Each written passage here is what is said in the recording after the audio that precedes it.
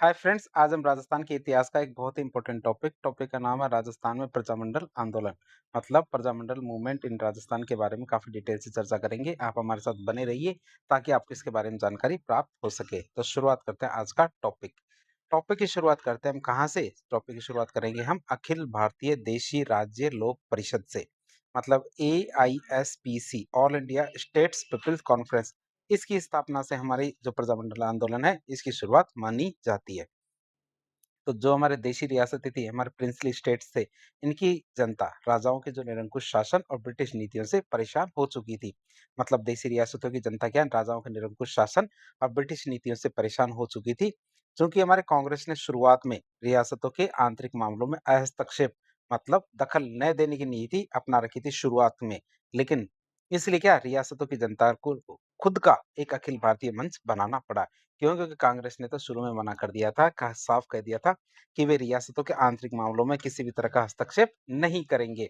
इसलिए रियासतों की जनता ने खुद का एक अखिल भारतीय मंच बनाया और उसका नाम था अखिल भारतीय देशी राज्य लोक परिषद।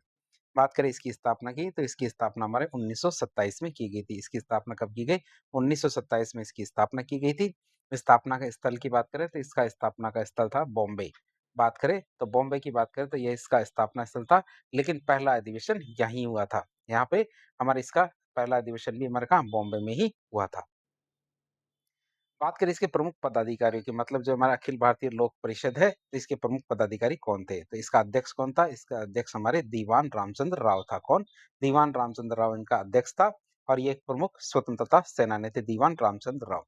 उपाध्यक्ष की बात करें तो विजय सिंह पथिक, जो हमारे राजस्थान के किसान आंदोलनों के जनक थे, वे हमारे इसके उपाध्यक्ष थे। इनका क्या है, इस राष्ट्रीय संस्था में उपाध्यक्ष बनना राजस्थान के लिए बड़े गौरव की बात थी। किनका? हमारे विजय सिंह पथिक का।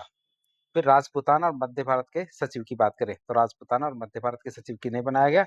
ये हमारे रामनारायण चौधरी थे। तो रामनारायण चौधरी को हमारे राजपूताना और मध्य भारत का सचिव बनाया गया। इन्होंने राजस्थान के शेखावटी और बेगू किसान आंदोलनों में बहुत ही महत्वपूर्ण भूमिका निभाई थी। किसने? हमारे रामनारायण चौधरी ने। उद्देश्य की बात करें तो अब हमने जो ये अखिल भारतीय लोक परिषद है, अखिल भारतीय देशी राज्य लोक परिषद, इसका उद्देश्य क्या था? मतलब इसको स्थापना का उद्देश्य क्या था? इसकी बात करें तो रियासतों में राजाओं के संरक्षण में क्या? रियासतों में राजाओं के संरक्षण में उत्तरदायी शासन की स्थापना करना। किसमें? राजाओं के संरक्षण में करना हमें उत्तरदायी शासन की स्थापना। और जनता के लोकतांत्रिक अधिकारों की रक्षा करना। क्या? जनता के लोकतांत्रिक अधिकारों की रक्षा करना इसका उद्देश्य था। वर्ष 1939 में पंडित जवाहरलाल नेहरू इस परिषद के अध्यक्ष बने थे। 1939 में हमारे जो देशी राज्य लोक परिषद है, इसके अध्यक्ष कौन बनते हैं? हमारे 1939 में पंडित जवाहरलाल नेहरू, जिससे हमारे देशी रियासतों के आंदोलनों को बहुत ही बड़ी राष्ट्रीय ताकत मिलती है। अब हम देखेंगे राजपूताना देशी राज्य लोक परिषद। क्या? राजपूताना देशी राज्य लोक परिषद की बात करें कि चूंकि हमारे अखिल भारतीय परिषद पूरे देश के लिए थी। क्या? अखिल भारतीय परिषद तो क्या पूरे देश के लिए थी, इसलिए राजपूताना मतलब राजस्थान की रियासतों में राजनीतिक चेतना जगाने के लिए इनकी एक क्षेत्रीय शाखा मतलब रीजनल ब्रांच बनाई गई थी, जो हमारे क्या थी? राजपूताना देशी राज्य लोक परिषद थी।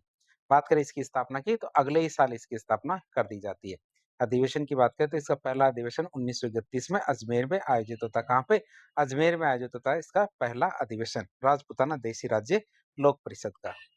बात करें अजमेर ही क्यों चुना गया? अजमेर को इसलिए चुना गया क्यों? क्योंकि अजमेर मेरवाड़ा एक चीफ कमिश्नरी क्षेत्र था। क्या था? चीफ कमिश्नरी क्षेत्र था, मतलब सीधे अंग्रेजों के अधीन था। इसलिए यहाँ राजाओं का सीधा प्रतिबंध नहीं था। राजा सीधा-सीधा यहाँ पे प्रतिबंध नहीं लगा सकते थे और क्रांतिकारी अपने बैठ के आज़ादी से कर सकते थे।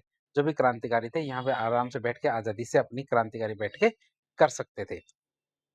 पहले अधिवेशन की अध्यक्षता की बात करें तो रामनारायण चौधरी के द्वारा हमारे पहले अधिवेशन की अध्यक्षता की गई। इस परिषद के गठन के बाद हमारे राजस्थान की विभिन्न रियासतें जैसे जयपुर, मारवाड़, मेवाड़, यहाँ के हमारे स्थानीय नेताओं को एक मंच मिलता है। इस परिषद के गठन के बाद क्या होता है? राजस्थान की विभिन्न रियासतों जैसे जयपुर, मारवाड़, मेवाड़, यहाँ के हमारे स्थानीय नेताओं को एक मंच मिला, जिसने बाद में हमारे प्रजामंडल आंदोलनों की नींव रखी थी। इसके बाद आता हमारा कौन-सा? हरिपुरा अधिवेशन। कौन-सा हरिपुरा अधिवेशन आता है हमारा? कौन-सा? कांग्रेस का। कब? 1938 में। तो कांग्रेस का ये अधिवेशन राजस्थान और भारत की सभी जो हमारे देशी राज्य लोक परिषद है, नहीं सभी देशी रियासतें, उनके इतिहास का सबसे बड़ा टर्निंग पॉइंट माना जाता है। कौन-सा? हरिपुरा अधिवेशन 1938 का। बात करें कब हुआ? 1938 में। कहाँ हुआ? हरिपुरा, गुजरात में। जिसके अध्यक्ष किसे बनाया गया? इनके अध्यक्ष हमारे सुभाष चंद्र बोस को बनाया गया और इनके नेतृत्व में यह ऐतिहासिक फैसला लिया गया था। बात करें इस अधिवेशन में मतलब हरिपुरा अधिवेशन में कौन-कौन से महत्वपूर्ण फैसले लिए गए थे? बात करें इसकी तो इन्होंने प्रजामंडलों का समर्थन किया। जितने भी प्रजामंडल बने हुए थे, तो हमारे सुभाष चंद्र बोस ने क्या हरिपुरा अधिवेशन में प्रजामंडलों का समर्थन किया। इस अधिवेशन से पहले कांग्रेस देशी रियासतों के मामलों से दूर ही रहा करती थी, लेकिन 1938 में कांग्रेस ने पहली बार ऐसी घोषणा की कि क्या घोषणा की कि देशी रियासतों को जनता की को भी स्वतंत्रता के लिए संघर्ष करने का पूरा अधिकार देना होगा। मतलब देशी रियासतों की जनता को भी स्वतंत्रता के लिए संघर्ष करने का पूरा अधिकार है, वो भी संघर्ष कर सकती है। कांग्रेस ने रियासतों में चल रहे जो हमारे प्रजामंडल आंदोलन है, उनको अपना नैतिक और राजनीतिक समर्थन दिया। कब? हरिपुरा अधिवेशन में। फिर राजस्थान पे प्रभाव की बात करें तो हरिपुरा अधिवेशन का सबसे बड़ा प्रभाव हमारे राजस्थान पे पड़ा। कांग्रेस का समर्थन मिलते ही क्या होता है, राजस्थान में प्रजामंडलों की तो बाढ़ ही आ जाती है। 1938 को राजस्थान में प्रजामंडलों का वर्ष कहा जाता है। क्यों? क्योंकि इसी वर्ष हमारे मेवाड़, अलवर, भरतपुर, शाहपुरा, करौली इन प्रजामंडलों की स्थापना होती है। तो ये हमने इसकी प्रस्तावना देख ली। प्रजामंडल आंदोलन किन परिस्थितियों में बना था। तो शुरुआत करते हैं राजस्थान के पहले प्रजामंडल की। तो राजस्थान का पहला प्रजामंडल था हमारा जयपुर प्रजामंडल। पहला प्रजामंडल का नाम था जयपुर प्रजामंडल। इसकी स्थापना पुनर्गठन की बात करें किसकी? इसकी स्थापना पुनर्गठन की बात करें तो पहली बार स्थापना इसकी 1931 में की गई थी। किसके द्वारा? कपूरचंद पाटनी के द्वारा। किसके द्वारा? कपूरचंद पाटनी के द्वारा 1931 में इसकी पहली बार स्थापना की गई थी। ये हमारे राजस्थान की किसी भी रियासत में स्थापित होने वाला है। ये हमारे क्या राजस्थान की किसी भी रियासत में स्थापित होने वाला पहला प्रजामंडल था। हालांकि राजनीतिक चेतना की कमी थी इसमें। इसमें क्या था? राजनीतिक चेतना की कमी थी। इसलिए क्या है जल्दी ही निष्क्रिय या फिर इनएक्टिव हो जाता। कौन सा? जयपुर प्रजामंडल। फिर जब ये इनएक्टिव हो जाता है तो इसको दोबारा से 1936 में इसका पुनर्गठन किया जाता है। तो जमनालाल बजाज के प्रयासों से इसे दोबारा से जीवित किया गया। फिर इसके अध्यक्ष बनाए गए किसे? हमारे चिरंजी लाल मिश्र को इसका अध्यक्ष बनाया गया। और महामंत्री किसे बनाया गया? हीरालाल शास्त्री को। आप इसे याद रखेंगे। फिर मोतीलाल दिवस की बात करें, मोतीलाल दिवस क्या है? तो 5 अप्रैल 1931 को जयपुर में मनाया गया था मोतीलाल दिवस। ये हमारा राजनीति चेतना जगाने का एक प्रारंभिक प्रयास था। कौन सा? मोतीलाल दिवस। फिर शेखावटी किसान आंदोलन की बात करें तो 1936 में जयपुर प्रजामंडल ने इस आंदोलन का खुल के समर्थन किया था। किसका? शेखावटी किसान आंदोलन का खुल के समर्थन किया था, जिससे हमारे किसानों और प्रजामंडल के बीच एक मजबूत गठजोड़ बन जाता है। फिर बात करें जयपुर प्रजामंडल का पहले अधिवेशन की, तो पहला ऐतिहासिक अधिवेशन होता हमारा 1938 में। तो हरिपुरा अधिवेशन में मतलब जो 1938 में हुआ था, तो उसमें कांग्रेस का आशीर्वाद मिलने के बाद जयपुर प्रजामंडल ने अपना बड़ा अधिवेशन किया था। पहला बड़ा अधिवेशन कब किया? 1938 में। तो थी और स्थान की बात करें तो 8 और 9 मई 1938 को नथमल का जो कटला है जयपुर में, तो वहां पे हमारा पहला अधिवेशन होता है, जिसकी अध्यक्षता कौन किसने की? तो इसकी अध्यक्षता हमारे जमनालाल बजाज ने की थी। और जमनालाल बजाज की बात करें तो इन्हें हमारे महात्मा गांधी का 500 बेटा और गुलाम नंबर 4 भी कहा जाता है। आप इसे याद रखेंगे। जमनालाल बजाज के दूसरे नाम क्या है? तो इन्हें महात्मा गांधी का 500 बेटा। क्यों? क्योंकि उनके 4 बेटे तो खुद के थे। 500 बेटा किन्हें माना जाता है? जमनालाल बजाज को। और गुलाम नंबर 4 भी कहा जाता है। बात करें महिला सशक्तिकरण की तो 10 मई 1938 को। कब? 10 मई 1938 को महात्मा गांधी जी की पत्नी जो कस्तूरबा गांधी जी थी, इन्होंने महिलाओं की एक विशाल सभा को संबोधित किया था जयपुर में। जयपुर में क्या हमारे कस्तूरबा गांधी जी थी, इन्होंने क्या एक महिलाओं की एक बहुत ही विशाल सभा को संबोधित किया था, जिससे हमारी रियासत की जो महिलाएं हैं उनमें भारी राजनीतिक जागृति आती है। तो रियासत के द्वारा किए गए दमन की बात करें तो जयपुर के महाराजा ने घबराकर क्या जयपुर के महाराजा ने घबराकर प्रजामंडल पर प्रतिबंध लगा दिया। और इसी के विरोध में क्या होता है? सत्याग्रह शुरू हो जाता है। जमनालाल बजाज को गिरफ्तार कर लिया जाता है। तो इसके विरोध में हमारा सत्याग्रह शुरू होता है। और फिर क्या हमारे जमनालाल बजाज को गिरफ्तार कर लिया जाता है, जिसके पक्ष में या जिसके एवज में हमारा क्या होता है? जेंटलमैन एग्रीमेंट होता है। क्या होता है? जेंटलमैन एग्रीमेंट होता है। ये कब होता है? 17 सितंबर 1942 को। आप इसे याद रखेंगे। जेंटलमैन एग्रीमेंट कब होता है? 17 सितंबर 1942 को जेंटलमैन एग्रीमेंट होता है। तो हमारी ये समझौता जयपुर प्रजामंडल के इतिहास का सबसे महत्वपूर्ण घटना थी, जिसे परीक्षाओं में सबसे ज्यादा पूछा जाता है। आप इसे याद रखेंगे। बात करें जेंटलमैन एग्रीमेंट किस किसके बीच में हुआ था, तो जयपुर रियासत के प्रधानमंत्री मिर्जा इस्माइल, जिन्हें आधुनिक जयपुर का निर्माता कहा जाता है, और प्रजामंडल के अध्यक्ष थे हमारे कौन? हीरालाल शास्त्री। तो इन दोनों के बीच में होता है हमारा जेंटलमैन एग्रीमेंट। एग्रीमेंट मतलब समझौता। समझौते की कौन कौन सी शर्तें थी? तो टर्म्स ऑफ एग्रीमेंट की बात करें, पहली शर्त आती है कि जयपुर रियासत जल्द ही हमारे उत्तरदायी शासन मतलब रेस्पॉन्सिबल गवर्नमेंट की स्थापना करेगी। क्या? जेंटलमैन एग्रीमेंट की पहली शर्त आती है, जयपुर रियासत क्या जल्द ही हमारे उत्तरदायी शासन की स्थापना करेगी। ये तो आपको पता चल ही गया होगा अब तो कि हमारा जो जेंटलमैन एग्रीमेंट है, ये हमारे द्वितीय विश्व युद्ध की शुरुआत में शु आया था। मतलब ये हमारे जो जो कांग्रेस थी, तो कांग्रेस के द्वारा भारत छोड़ो आंदोलन की शुरुआत की जाती है, तो यहाँ फँस जाती है हमारी जयपुर सरकार। जयपुर सरकार और अंग्रेज सरकार, ये दोनों के दोनों फँस जाती है कि जयपुर के अंदर भारत छोड़ो आंदोलन की क्या स्थिति होगी? तो हमारे प्रजामंडल आंदोलन आंदोलन हमारे भारत छोड़ो आंदोलन में भाग लेती है, लेकिन जयपुर सरकार डर जाती है और वह प्रजामंडल का विरोध करती है। तो फिर प्रजामंडल की तरफ से तो हमारे हीरालाल शास्त्री आते हैं, तो जयपुर रियासत की तरफ से अब आते हैं उनके प्रधानमंत्री मिर्ज़ा इस्माइल। दोनों के बीच में समझौता होता है कि भैया हमारे प्रजामंडल भारत छोड़ो आंदोलन का समर्थन नहीं करेगी। लेकिन इसकी कुछ शर्तें थी, तो शर्तों की बात करें तो शर्तों में पहली शर्त देखी तो जयपुर रियासत क्या करेगी जल्द ही उत्तरदायी शासन मतलब रिस्पॉन्सिबल गवर्नमेंट की स्थापना करेगी। रियासत जो ये हमारा द्वितीय विश्व युद्ध है, उस युद्ध में अंग्रेजों को की कोई सहायता नहीं करेगी। जो रियासत है जयपुर रियासत, ये द्वितीय विश्व युद्ध में अंग्रेजों की कोई भी सीधी सहायता नहीं करेगी। रियासत ब्रिटिश भारत से भागकर आए हुए जो विद्रोही और क्रांतिकारी हो, इनको भी गिरफ्तार नहीं करेगी। यदि कोई भी व्यक्ति जो विद्रोही है, किसका ब्रिटिश सरकार का या फिर क्रांतिकारी है और वो भाग के हमारे कहाँ जयपुर रियासत में आ जाता है, तो सरकार की रियासत क्या करेगी? उसको गिरफ्तार नहीं करेगी। प्रजामंडल उसे शरण दे सकता है, मतलब उसको छुपा सकता है। तो इस चीज का विरोध रियासत नहीं करेगी। अंग्रेज तो करे तो कर लेने दो, लेकिन रियासत इसका विरोध नहीं करेगी। प्रजामंडल को शांतिपूर्ण धरना, जुलूस और प्रदर्शन करने की पूरी-पूरी छूट होगी। क्या प्रजामंडल को शांतिपूर्ण धरना, जुलूस और प्रदर्शन करने की पूरी छूट होगी। सबसे विवादित शर्त क्या थी? सबसे विवादित शर्त थी, इसके बदले में जयपुर प्रजामंडल भारत छोड़ो आंदोलन में भाग नहीं लेगा। तो हमारे हीरालाल शास्त्री इस शर्त को मान जाते हैं। मिर्जा इस्माइल के इसी योगदान और आधुनिक सोच की वजह से जयपुर को की सबसे प्रमुख सड़क का नाम एमआई रोड मतलब मिर्जा इस्माइल रोड रखा गया है। लेकिन जो हमारे जो जयपुर प्रजामंडल के कुछ लोग इस चीज़ का विरोध करते हैं, ये जो हमारा समझौता हुआ है इसका विरोध करते हैं। अब विरोध करके अपना एक अलग मोर्चा खोल लेते हैं। क्या करते हैं? एक अलग मोर्चा खोल लेते हैं और कहते हैं हम तो भारत छोड़ो आंदोलन में भाग लेंगे। तो उस मोर्चे का नाम था हमारे आज़ाद मोर्चा, जो हमारे क्या खुल के भारत छोड़ो आंदोलन में भाग लेना चाहता था। तो 1942 में हमारे आज़ाद मोर्चे का गठन होता है। जेंटलमैन एग्रीमेंट से जयपुर प्रजामंडल को एक का युवा धड़ा जो नाराज हो जाता है, वो कहता है कि भैया किसी भी शर्त के आधार पे हम क्या है भारत छोड़ो आंदोलन से पीछे नहीं हट सकते थे। उनका मानना था कि जब पूरा का पूरा देश गांधी जी के आह्वान पर भारत छोड़ो आंदोलन के लिए लड़ रहा है, तो जयपुर उससे पीछे क्यों हटे? जयपुर को भी इसके पीछे नहीं हटना चाहिए।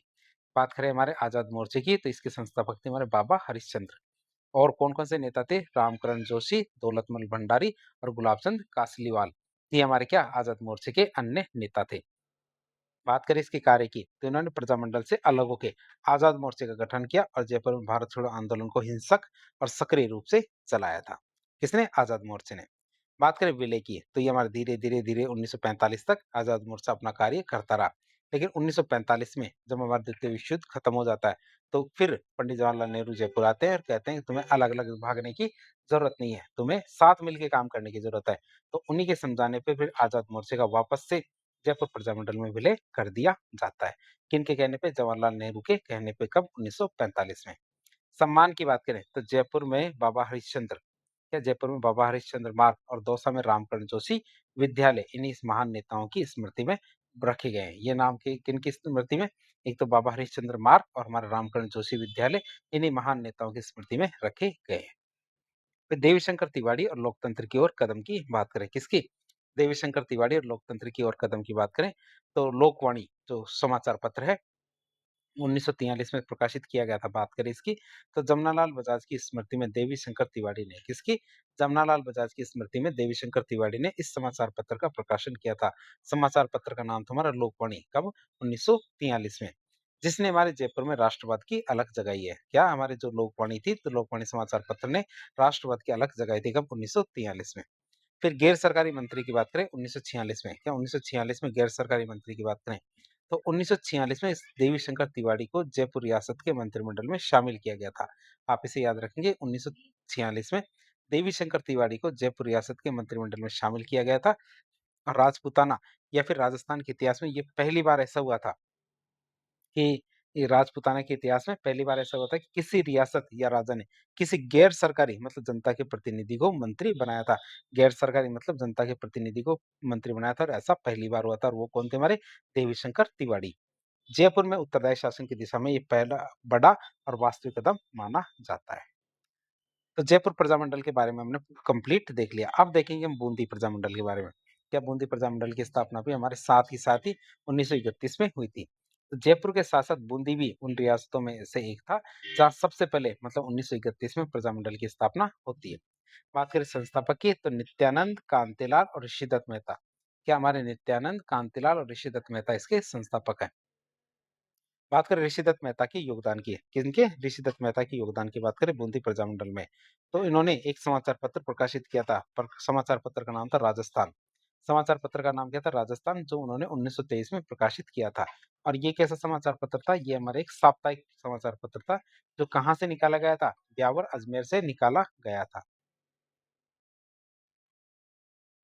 ये बात ये है कि हमारे राजस्थान जो समाचार पत्र है 1923 में जिसको प्रकाशित किया गया था, ये हमारे क्या था? सामाजिक साप्ताहिक समाचार पत्र था और इसे हमारे ब्यावर अजमेर से निकाला गया था। वैसे तो इसे बूंदी से निकाला जाना चाहिए था, किसके द्वारा? ऋषिदत्त मेहता के द्वारा।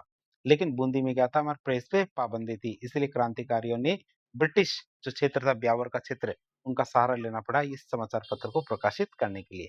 बात करें विशेषता की, तो इस पत्र में विशेष रूप से हमारे हाड़ौती, तो कोटा, बूंदी और झालावाड़, इनकी खबरें छापी जाती थी। और कहाँ से छापी जाती थी? हमारे ब्यावर अजमेर से।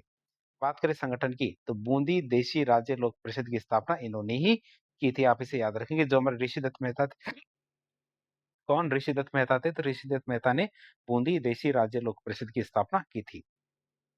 अगला हमारा प्रजामंडल आता है कौन सा? मारवाड़ या फिर जोधपुर प्रजामंडल। तो मारवाड़ प्रजामंडल 1934 में सीधे तौर पे नहीं बना था। क्या मारवाड़ प्रजामंडल क्या 1934 में सीधे-सीधे तौर पर नहीं बना, बल्कि इसके पीछे के कई वर्षों के जो सामाजिक संगठन थे, इनके संघर्ष का परिणाम था। सबसे पहले बनाया गया 1918 में। 1918 में क्या बनाया गया? हमारे मरुधर हितकारिणी सभा। क्या? मरुधर हितकारिणी सभा की स्थापना की गई 1918 में। तो हमारे चांद गर्म सुराणा, क्या चांद गर्म सुराणा के द्वारा हमारे मरुधर हितकारिणी सभा की स्थापना की गई थी। चांद गर्म नहीं, चांदमल सुराणा, ये चांदमल सुराणा के द्वारा 1918 में हमारे मरुधर हितकारिणी सभा की स्थापना की गई थी, जिसका उद्देश्य क्या था? मारवाड़ में पशु निर्यात को रोकना। क्या मारवाड़ में पशु निर्यात को रोकने के लिए मरुधर हितकारिणी सभा की स्थापना की गई थी। फिर मारवाड़ सेवा संघ की स्थापना की गई 1920 में, किसके द्वारा? जय नारायण व्यास के द्वारा स्थापित थी हमारे मारवाड़ सेवा संघ।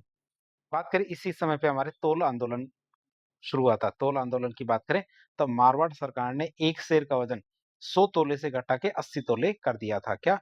मारवाड़ सरकार ने क्या एक शेर का वजन क्या हमारे 100 तोले से घटा के 80 तोले कर दिया था, जिससे हमारे व्यापारी को फायदा और जनता को नुकसान हो रहा था। क्या? जनता को नुकसान हो रहा था और व्यापारी को फायदा हो रहा था। क्यों? क्योंकि उन्हें एक शेर में अब 80 तोले ही देना पड़ रहा था सामान, जबकि पहले 100 तोले देना होता था। तो इस आंदोलन ने मारवाड़ में पहली बार एक जनचेतना पैदा की थी। किसने? तोल आंदोलन ने। तो तोल आंदोलन के बारे में आप याद रखेंगे कि एक शेर का वजन घटा के कितना? 100 तोले से 80 तोले कर दिया गया था।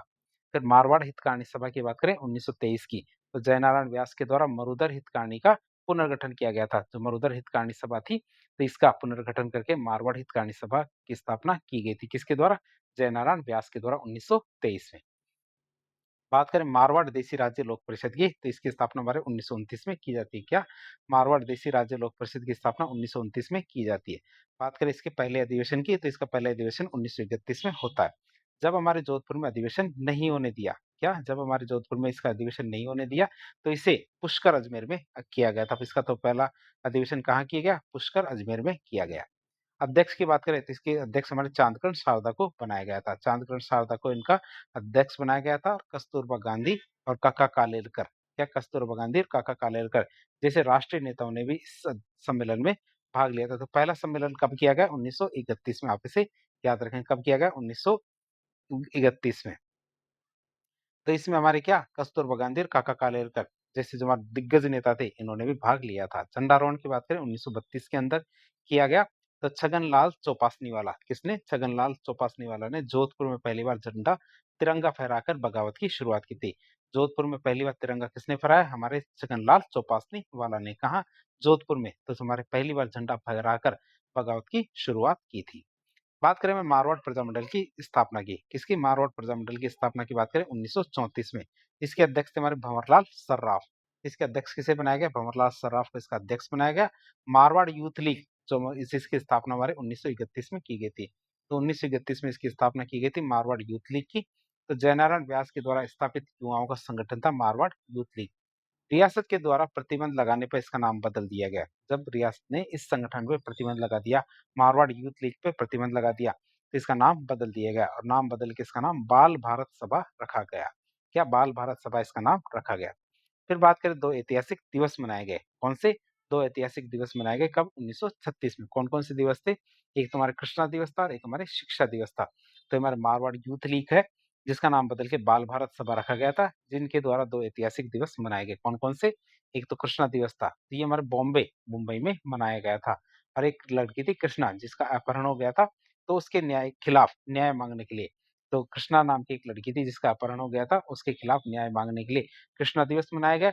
शिक्षा दिवस की बात करें तो जोधपुर में विद्यालयों की फीस बढ़ाने के विरोध में, क्या जोधपुर में विद्यालयों की फीस बढ़ाने के विरोध में हमारा शिक्षा दिवस मनाया गया था। फिर जयनारायण व्यास की बात करें, इन्हें हमारे शेर ए राजस्थान भी कहा जाता है।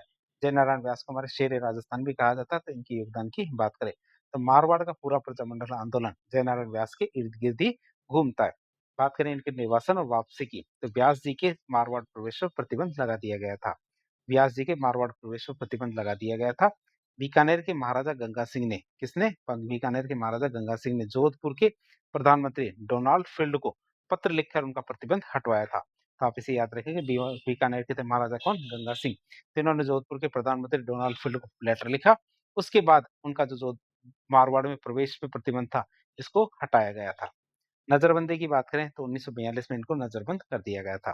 तो भारत छोड़ो आंदोलन के दौरान जयनारायण व्यास जी को सिवाना दुर्ग जो बाड़मेर है, उसमें अन्य नेताओं के साथ जालोर दुर्ग में कैद कर लिया गया था। तो हमारा आप इसे याद रखेंगे, जयनारायण व्यास जी को तो सिवाना दुर्ग बाड़मेर में और जो दूसरे नेता थे उनको जालोर दुर्ग में कैद किया गया था। मतलब नेताओं को भी अलग अलग जगह कैद किया गया था, जयनारायण व्यास जी को अलग जगह कैद किया गया था। कब? 1942 में।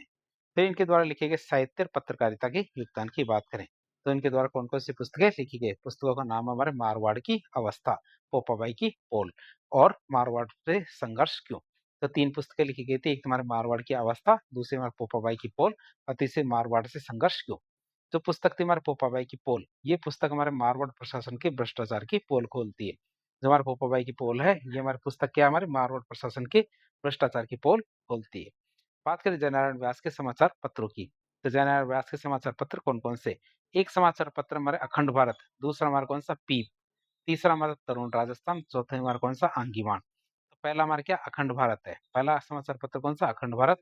ये हिंदी में प्रकाशित होता था बॉम्बे से। आप इसे याद रखेंगे, ये हमारा समाचार पत्र हिंदी में प्रकाशित होता था बॉम्बे से।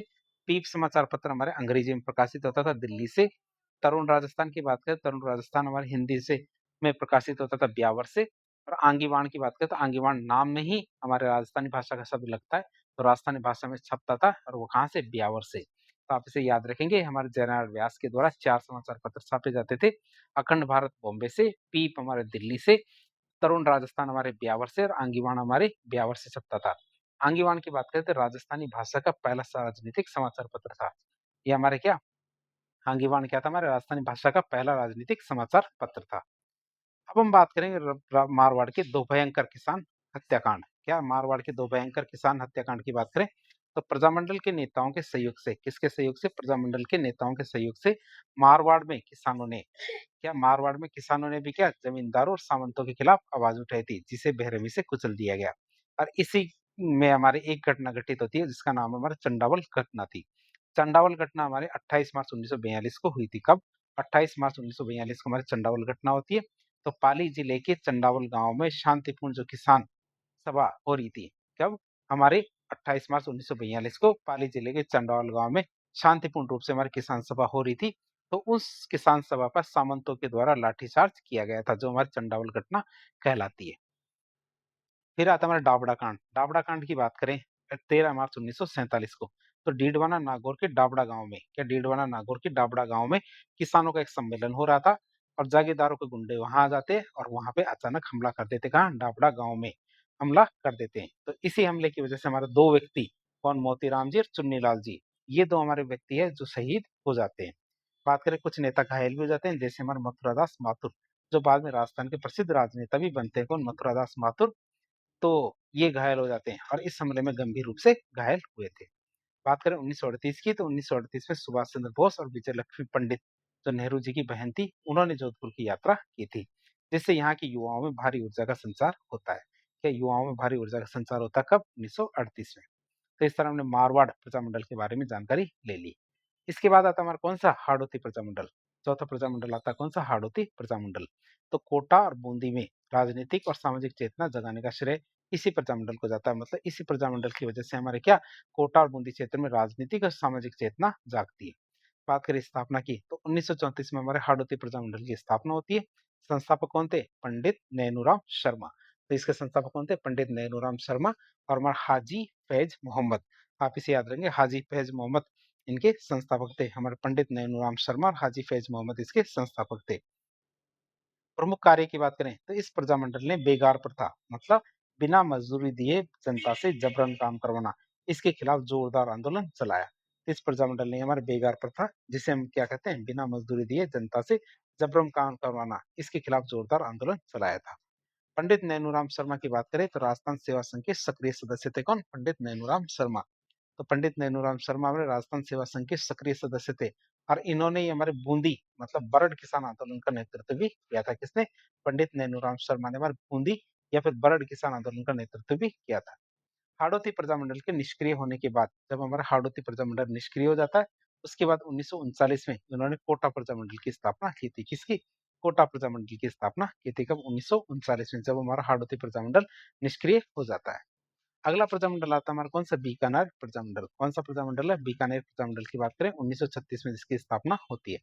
तो बीकानेर के महाराजा गंगा सिंह के कठोर शासन और प्रेस पर पाबंदी के कारण, क्या, बीकानेर के जो महाराजा हमारे गंगा सिंह थे, इनके कठोर शासन और प्रेस पर पाबंदी की वजह से रियासत के अंदर हमारे राजनीतिक गतिविधियां चलाना लगभग असंभव हो गया था। रियासत में क्या, हमारे राजनीतिक गतिविधियां चलाना लगभग असंभव हो गया था। बस इसी वजह से हमारे बीकानेर प्रजामंडल की स्थापना की जाती है। स्थापना की बात करें, तो 1936 में कलकत्ता में हमारे बीकानेर प्रजामंडल की स्थापना हुई थी। आप इसे याद रखेंगे, क्यों? क्योंकि परीक्षा के लिए बहुत ज्यादा महत्वपूर्ण है। ये हमारे राजस्थान के उन गिने चुने प्रजामंडलों में से एक है जिसकी स्थापना रियासत के बाहर हुई थी। आप इसे याद रखें, और बाहर भी कहाँ, हमारे थोड़ी बहुत दूर भी नहीं, सीधे कलकत्ता में जाके 1936 में इसकी स्थापना होती। किसकी? बीकानेर प्रजामंडल की। बात करें इसके संस्थापक की, तो इसके संस्थापक कौन थे? मघाराम वैद मघाराम। आप इसे याद रखें, मघाराम वैद या फिर वैद मघाराम इनके अध्यक्ष थे। लक्ष्मी देवी आचार्य, मुक्त प्रसाद, रघुवर दयाल गोयल। रघुवर दयाल गोयल की बात करते, इन्होंने ही बीकानेर देशी राज्य लोक परिषद भी बनाई थी। आप इसे याद रखेंगे। तो इसके संस्थापक कौन थे? जिसके अध्यक्ष थे हमारे वैद मघाराम।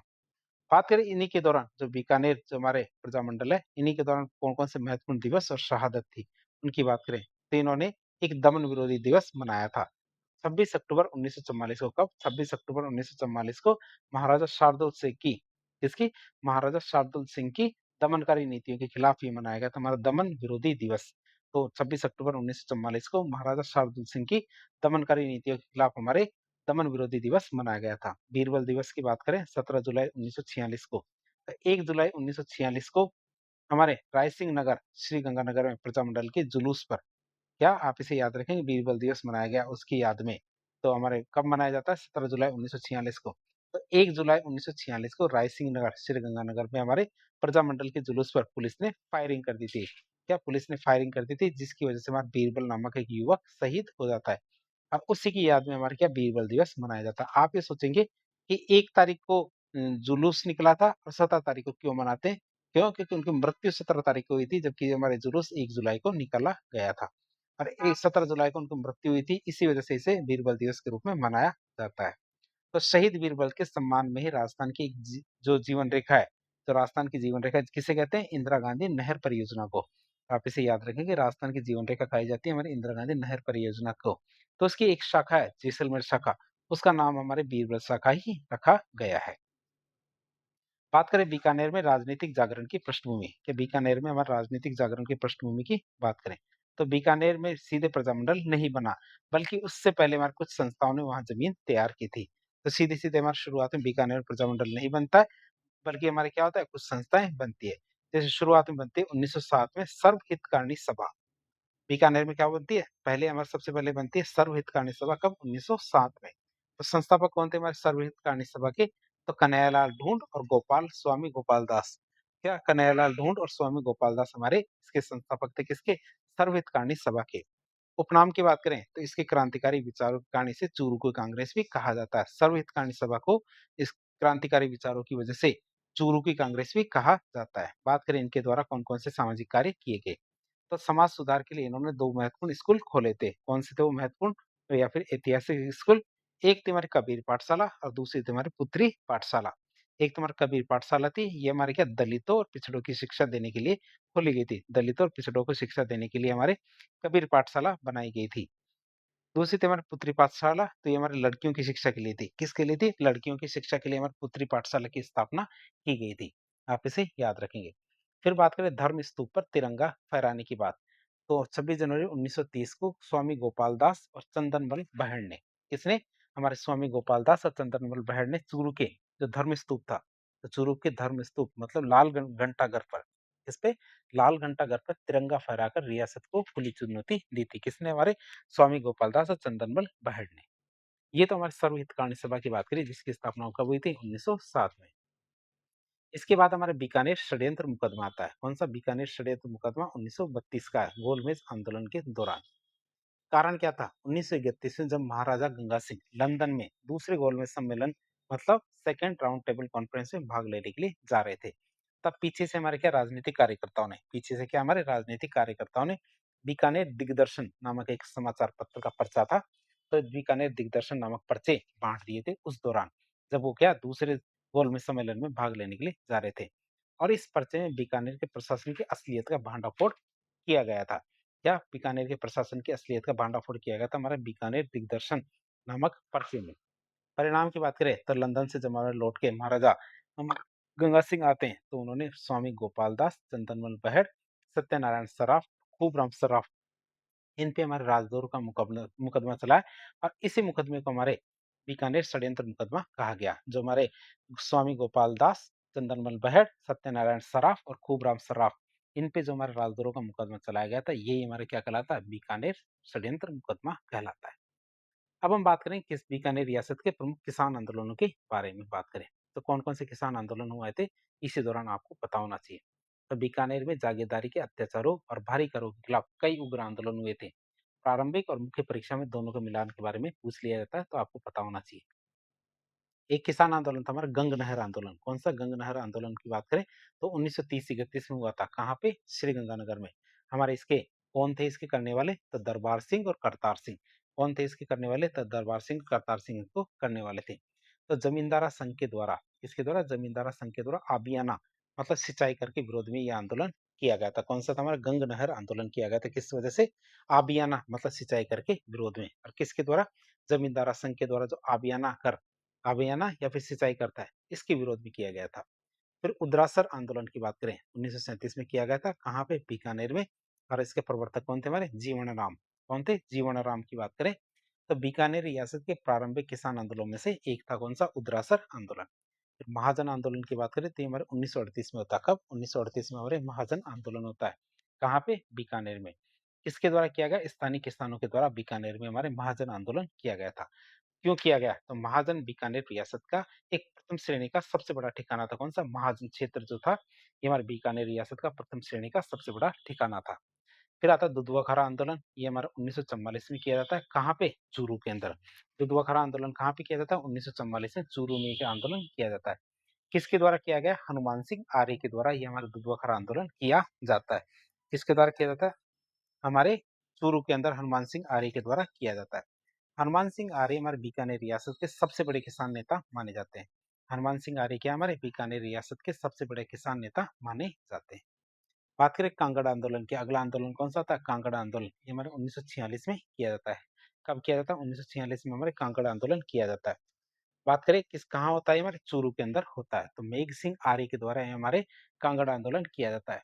तो अकाल के बावजूद खरीफ की फसल पर, क्या अकाल के बावजूद खरीफ की फसल पर कर वसूली का विरोध पे, क्या अकाल के बावजूद खरीफ की फसल पर कर वसूली के विरोध में हमारे यह आंदोलन किया जाता है। आंदोलन का नाम था कांगड़ आंदोलन। तो किसानों पर भारी अत्याचार हुए थे। इस आंदोलन में हमारे क्या किसानों पर भारी अत्याचार किए जाते हैं, किसमें? कांगड़ आंदोलन में। तो ये सारे आंदोलन में देख लिए कौन-कौन से आंदोलन थे। एक हमारा गंगा नहर आंदोलन, इसके द्वारा किया गया। दरबार सिंह, करतार सिंह के द्वारा। उदरासन आंदोलन की बात करें तो जीवन राम के द्वारा किया गया। महाजन आंदोलन की बात करें तो स्थानीय किसानों के द्वारा किया गया। दुधवा खरा आंदोलन की बात करें तो हनुमान सिंह आर्य के द्वारा किया गया। कांगड़ा आंदोलन की बात करें तो मेघ सिंह आर्य के द्वारा किया गया था। तो आप इसे याद रखेंगे। अगला प्रजामंडल आंदोलन आता है हमारा कौन-सा? धौलपुर प्रजामंडल। अगला प्रजामंडल आता है हमारा कौन-सा? धौलपुर प्रजामंडल। ये कब बनता है? हमारे 1936 में। तो धौलपुर में राजनीतिक चेतना का बीजारोपण, क्या धौलपुर में राजनीतिक चेतना का बीजारोपण हमारे आर्य समाज और विशेषकर हमारे स्वामी श्रद्धानंद सरस्वती ने किया था। किसने? स्वामी श्रद्धानंद सरस्वती और आर्य समाज के द्वारा किया गया था। कहाँ पे? धौलपुर में। कब? 1936 में। स्थापना की बात करें तो 1936 में इसकी स्थापना की जाती है। संस्थापक कौन थे? ज्वाला प्रसाद जिज्ञासु और कृष्णदत्त पालीवाल। आप इसे याद रखेंगे। संस्थापक थे कौन? ज्वाला प्रसाद जिज्ञासु और कृष्णदत्त पालीवाल इसके संस्थापक थे। बात करें प्रारंभिक संस्थाओं की, तो इसके दौरान कौन-कौन सी संस्थाओं की स्थापना की गई?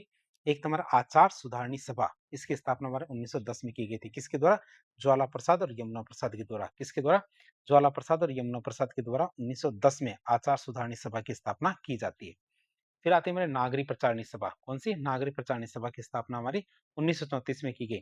तो ज्वाला प्रसाद और इंदुलाल के द्वारा। किसके द्वारा? ज्वाला प्रसाद और इंदुलाल के द्वारा नागरी प्रचारणी सभा की स्थापना की जाती है 1934 में। नागरी यानी कि हिंदी भाषा के प्रचार के लिए और राष्ट्रवाद के लिए हमारे इस सभा की स्थापना की जाती है 1934 में। आप इसे याद रखेंगे। तो नागरिक प्रचारणी सभा की स्थापना कब की गई? 1934 में। आचार सुधारणी सभा की स्थापना 1910 में की गई थी। नागरिक प्रचारणी सभा की स्थापना क्यों की गई थी? यानी कि हमारे हिंदी भाषा के प्रचार और राष्ट्रवाद के लिए की गई थी। इसी दौरान हमारा एक होता है कांड। कांड का नाम है तस्सीमो कांड। कांड का नाम क्या है? हमारे तस्सीमो कांड। ये हमारे होता है कब? 11 अप्रैल 1947 को। कब? 11 अप्रैल 1947 को हमारे तस्सीमो कांड होता है। तो धौलपुर के तस्सीमो गांव में। कहाँ पे? धौलपुर के तस्सीमो गांव में प्रजामंडल की शांतिपूर्ण सभा पे। क्या? धौलपुर के तस्सीमो गांव में हमारे प्रजामंडल की शांतिपूर्ण सभा में तिरंगा फहराने के लिए पुलिस की क्रूर फायरिंग की गई थी। क्या? शांतिपूर्ण सभा में हमारे तिरंगा फहराने के लिए पुलिस के द्वारा कि पुलिस के द्वारा क्या क्रूर फायरिंग की जाती है। तब होता है हमारे कौन सा? तस्सीमो कांड। और इसी कांड में हमारे कौन? पंचम सिंह और छत्तर सिंह। कौन? पंचम सिंह और छत्तर सिंह नामक दो वीर युवक शहीद हो जाते हैं। और ये दो वीर युवक क्या? तिरंगे की रक्षा करते हुए शहीद होते हैं। आप इसे याद रखेंगे। कौन कौन? पंचम सिंह और छत्तर सिंह नामक दो जो वीर युवक है, ये हमारे शहीद हो जाते हैं तिरंगे की रक्षा करते हुए। किसमें? हमारे तस्सीमो कांड में। अगला प्रजामंडल आता है हमारा कौन सा? मेवाड़ प्रजामंडल। अगला प्रजामंडल का नाम है मेवाड़ प्रजामंडल। की बात करें तो इसकी स्थापना हमारे 24 अप्रैल 1938 में की गई थी। कब? 24 अप्रैल 1938 में हमारे मेवाड़ प्रजामंडल की स्थापना की गई थी। और ये हमारे क्या हरिपुरा अधिवेशन के तुरंत बाद स्थापित हुआ था। ये हमारे क्या हरिपुरा अधिवेशन के तुरंत बाद स्थापित हो गया था। कौन सा? मेवाड़ प्रजामंडल। बात करें हमारे स्थापना स्थल की, तो बलवंत सिंह मेहता के घर जो साहित्य कुटीर है, या बलवंत सिंह मेहता के घर पे साहित्य कुटीर मतलब उदयपुर में इसकी स्थापना हुई होती है। बात करें इसके पदाधिकारियों की, तो इसके अध्यक्ष बनाए गए किसे? बलवंत सिंह मेहता को। तो बलवंत सिंह मेहता के घर, जिनका नाम क्या था? साहित्य कुटीर, वहीं पे हमारे मेवाड़ प्रजामंडल की स्थापना की जाती है। तो अध्यक्ष में हमारे किसे बनाया गया? बलवंत सिंह मेहता को। उपाध्यक्ष की बात करें तो भूरेलाल बया। तो अध्यक्ष किसे बनाया गया? उपाध्यक्ष किसे बनाया गया? भूरेलाल बया को उपाध्यक्ष। और महामंत्री या सूत्रधार की बात करें तो माणिक्यलाल वर्मा को हमारे महामंत्री या फिर सूत्रधार बनाया गया। आप इसे याद रखेंगे। दमन और संघर्ष की बात करें, क्या दमन और संघर्ष की बात करें तो मेवाड़ रियासत ने, क्या मेवाड़ रियासत ने स्थापना के साथ ही इस पर प्रतिबंध लगा दिया था। जो हमारा मेवाड़ प्रजामंडल था, तो इस पे मेवाड़ रियासत ने क्या शुरू में ही प्रतिबंध लगा दिया था। तो माणिक्यलाल वर्मा ने अपना मुख्यालय कहाँ? अजमेर स्थानांतरित कर लिया था। किसने? माणिक्यलाल वर्मा ने इसका अपना मुख्यालय कहाँ? अजमेर को स्थानांतरित कर दिया था। और वहीं से हमारे ये आंदोलन चलाया था, प्रजामंडल आंदोलन चलाया। साहित्यिक प्रहार की बात करें तो वर्मा जी ने अजमेर से, कहा? वर्मा जी ने अजमेर से मेवाड़ का वर्तमान शासन नामक पुस्तिका प्रकाशित की थी। कौन सी? मेवाड़ का वर्तमान शासन नामक एक पुस्तिका प्रकाशित की थी, जिसमें हमारे मेवाड़ प्रशासन के भ्रष्टाचार को बेनकाब कर दिया गया था। जिसमें हमारे क्या मेवाड़ प्रशासन के भ्रष्टाचार को बेनकाब कर दिया गया था। फिर सत्याग्रह और गिरफ्तारियों की बात करें तो पहले सत्याग्रही कौन बने इसके? हमारे रमेश चंद्र व्यास। कहाँ से? भीलवाड़ा से। बात करें हमारे जो सत्याग्रह था, हमारे सत्याग्रह की और गिरफ्तारी की बात करें तो पहले सत्याग्रही बनते हैं हमारे रमेश चंद्र व्यास। कहाँ से? भीलवाड़ा से। और मेवाड़ का काला पानी की बात करें तो मेवाड़ का काला पानी किसे कहा जाता है? तो भूरे लाल बया को। सराड़ा जिले में नजरबंद किया गया था। आप इसे याद रखेंगे। मेवाड़ का काला पानी किसे कहते हैं? तो भूरेलाल भैया को हमारे सराड़ा के किले में बंद किया गया था, नजरबंद किया गया था। और इस किले की भयानक परिस्थितियों की वजह से इसे मेवाड़ का काला पानी कहा जाता है। किसे? सराड़ा के किले को हमारे मेवाड़ का काला पानी कहा जाता है। गांधी जी ने भी हमारे हरिजन समाचार पत्र में, किसमें? हरिजन समाचार पत्र में हमारे माणिक्यलाल वर्मा की गिरफ्तारी पर चिंता जताई थी और हमारे रियासत की काफी ज्यादा आलोचना की थी। किसमें? हरिजन समाचार पत्र। तो पहले अधिवेशन और राष्ट्रीय स्तर पर इसकी भागीदारी की बात करें तो इसका पहले अधिवेशन हमारे 1941 में होता है। कब? 1941 में इसका पहला अधिवेशन होता है। तो कहाँ पे? उदयपुर में इसका पहला अधिवेशन होता है, जिसके अध्यक्ष किसे बनाया गया? माणिक्यलाल वर्मा को। इसका अध्यक्ष हमारे माणिक्यलाल वर्मा को बनाया गया। उद्घाटन की बात करें तो प्रसिद्ध राष्ट्रीय नेता जेबी कृपलानी ने किया था। तो इसका उद्घाटन किसने किया? प्रसिद्ध राष्ट्रीय नेता जेबी कृपलानी ने इसका उद्घाटन किया। खादी प्रदर्शनी की बात करें तो विजय लक्ष्मी पंडित जो हमारे नेहरू जी की बहन थी, उन्होंने इसका उद्घाटन किया था। विजय लक्ष्मी पंडित जो हमारी क्या थी? नेहरू जी की बहन थी। उन्होंने इसका उद्घाटन किया था। किसका? खादी प्रदर्शनी का। आप इसे याद रखेंगे। तो खादी प्रदर्शनी का उद्घाटन किसने किया? नेहरू जी की बहन विजय लक्ष्मी पंडित ने। भारत छोड़ो आंदोलन की बात करें 1942 में, तो महिलाओं की सक्रिय भागीदारी रही थी हमारी भारत छोड़ो आंदोलन में। नारायणी देवी जो हमारे माणिकलाल वर्मा जी की पत्नी थी और भगवती देवी विश्नोई, इन सबको हमारे क्या? भारत छोड़ो आंदोलन के दौरान जेल जाना पड़ा था। आप इसे याद रखेंगे। फिर ऐतिहासिक घटना की बात करें तो ऑल इंडिया AISPC इसका 7वां अधिवेशन होता है हमारे 1946 में। क्या? अखिल भारतीय जो देशी राज्य लोक परिषद है, तो इसका 7वां अधिवेशन होता है कब? 1946 में। तो हुआ कहाँ ये अधिवेशन? हमारे सलेटिया मैदान उदयपुर में हमारे इसका अधिवेशन होता है। अध्यक्ष की बात करें तो पंडित जवाहरलाल नेहरू इनके अध्यक्ष बनाए गए और ये हमारे मेवाड़ प्रजामंडल की सबसे बड़ी राजनीतिक उपलब्धि थी कि राष्ट्रीय अधिवेशन कहाँ हुआ? हमारे सलेटिया मैदान उदयपुर में होता है। बात करें इस अधिवेशन की तो इसके विशेष अतिथि कौन थे? कश्मीर के प्रमुख नेता शेख अब्दुल्ला। आप इसे याद रखेंगे। कश्मीर के प्रमुख नेता शेख अब्दुल्ला इसके विशेष अतिथि बनाए गए थे। अखिल भारतीय देशी राज्य लोक परिषद है, इसका 7वां अधिवेशन होता है हमारे सलेटिया मैदान उदयपुर में। फिर मेवाड़ प्रजामंडल के अन्य केंद्रों की बात करें, ब्रांचों की बात करें तो रियासत के अंदर कौन कौन सी ब्रांच थी? रियासत के अंदर हमारे भीलवाड़ा और नाथद्वारा, ये हमारी दो ब्रांच थी, जिनके नेता कौन थे? हमारे नरेंद्र पाल। रियासत के बाहर की बात करें कहाँ कहाँ थे? तो बॉम्बे, नागपुर, जलगांव और अकोला। कौन कौन से? बॉम्बे, नागपुर, जलगांव और अकोला, ये हमारे रियासत के बाहर के जो अन्य केंद्र थे। तो महाराष्ट्र और सीपी क्षेत्र में, महाराष्ट्र और सीपी क्षेत्र में हमारे क्या? ये रियासत के बाहर के केंद्र थे। आप इसे याद रखेंगे। फिर बात करें हमारा शाहपुरा प्रजामंडल, किसकी? शाहपुरा प्रजामंडल की बात करें तो ये हमारे 1938 में इसकी स्थापना की गई थी। क्या? कहाँ पे की गई थी? हमारे 1938 में हमारे शाहपुरा प्रजामंडल की स्थापना की गई थी। शाहपुरा रियासत के आकार में बहुत ज्यादा छोटी थी। शाहपुरा रियासत के आकार में छोटी थी, लेकिन लोकतांत्रिक मूल्यों ने में इसने पूरे राजपूताना मतलब राजस्थान को पीछे छोड़ दिया था। किसमें? लोकतांत्रिक मूल्यों में इसने क्या है? पूरे राजपूताना मतलब राजस्थान को पीछे छोड़ दिया था। यह आकार में क्या? छोटी थी। बात करें हमारी इसकी स्थापना की तो 1938 में माणिक्यलाल वर्मा की प्रेरणा से, क्या 1938 में माणिक्यलाल वर्मा की प्रेरणा से इसकी स्थापना होती है। इस संस्थापक की बात करें तो लादूराम व्यास और रमेश चंद्र ओझा। क्या? लादूराम व्यास और रमेश चंद्र ओझा की इसके संस्थापक थे। बात करें इसके स्वर्णिम उपलब्धि की मतलब सत्ताधारी शासन की, तो शाहपुरा रियासत राजस्थान की पहली ऐसी रियासत थी। यह शाहपुरा रियासत क्या थी? राजस्थान की पहली ऐसी रियासत थी जिसने अपने राज्य में पूर्ण रूप से उत्तरदायी शासन मतलब रेस्पॉन्सिबल गवर्नमेंट की स्थापना की थी। तो अपने राज्य में क्या पूर्ण रूप से उत्तरदायी शासन की स्थापना किसने की? हमारे शाहपुरा रियासत पहली रियासत बनती है। शासक की बात करें तो महाराजा सुदर्शन देव, उस समय शासक कौन थे? हमारे राजा सुदर्शन देव। तो इन्होंने स्वेच्छा से ही अपनी सत्ता जनता में के प्रतिनिधि थे उनको सौंप दी थी। तो हमारे जो राजा सुदर्शन देव थे, इन्होंने अपनी इच्छा से अपनी सत्ता क्या जनता के प्रतिनिधियों को सौंप दी थी। प्रधानमंत्री की बात करें तो गोकुललाल असावा को हमारे प्रधानमंत्री बनाया जाता है। किसके द्वारा? गोकुललाल असावा को हमारे प्रधानमंत्री बनाया जाता है। जयपुर रियासत की बात करें तो देवी शंकर तिवाड़ी ने, किसने? देवी शंकर तिवाड़ी ने केवल एक गैर सरकारी मंत्री बनाया गया था। आप इसे याद रखेंगे। जो हमारे पहले नंबर की रियासत देखी थी हमने जयपुर रियासत, यहाँ पे हमारे देवी शंकर तिवाड़ी केवल एक इकलौते गैर सरकारी मंत्री थे जो शुरुआत मानी जाती थी। लेकिन शाहपुर अब ऐसी रियासत बनती है जो पूरी की पूरी सरकार मतलब मंत्रिमंडल ही प्रजामंडल मतलब जनता के प्रतिनिधियों को सौंप दी गई थी। आप इसे याद रखेंगे। इकलौता पूछे आपसे तो जयपुर रियासत बताना है और वो भी किसको? देवी शंकर तिवाड़ी को। और पूरी सरकार की बात हो तो आपको शाहपुरा सरकार बतानी है। इसके बाद नंबर आता है हमारा कौन सा? अलवर प्रजामंडल का। किसका? अलवर प्रजामंडल का नंबर आता है हमारे 1938 में इसकी स्थापना होती है। अलवर में राजनीतिक चेतना के साथ-साथ अलवर में क्या हमारे राजनीतिक चेतना के साथ-साथ सामाजिक सुधार मतलब दलितों का उत्थान का कार्य बहुत बड़े स्तर पे हुआ था। आप इसे याद रखेंगे अलवर में राजनीतिक चेतना के साथ-साथ सामाजिक सुधार मतलब दलितों के उत्थान का कार्य बहुत बड़े स्तर पे किया गया था। कब? 1938 में हमारे अलवर प्रजामंडल की स्थापना की जाती है। संस्थापक की बात करें तो पंडित हरिनारायण शर्मा या पंडित हरिनारायण शर्मा के द्वारा इसकी स्थापना की जाती है और इन्हें अलवर में जन जागृति का जनक माना जाता है। इन्हें हमारे पंडित हरिनारायण शर्मा को हमारे अलवर में जन जागृति का जनक माना जाता है। पहले अधिवेशन की बात करें तो 1944 में हमारे पहला अधिवेशन आयोजित हुआ था जिसकी अध्यक्षता हमारे भवानी शंकर शर्मा ने की थी। किसने? भवानी शंकर शर्मा ने हमारे पहले अधिवेशन की अध्यक्षता की थी। बात करें हमारे भारत छोड़ो आंदोलन की तो जयपुर प्रजामंडल की तरह ही अलवर प्रजामंडल में भी या जयपुर प्रजामंडल की तरह ही हमारे क्या अलवर प्रजामंडल में भी हमारे 1942 के भारत छोड़ो आंदोलन में सीधे तौर पर भाग नहीं लिया था। आप इसे याद रखेंगे तो जयपुर ने भी लिए नहीं लिया तो अलवर ने भी हमारे भारत छोड़ो आंदोलन में सीधे सीधे तौर पर भाग नहीं लिया था।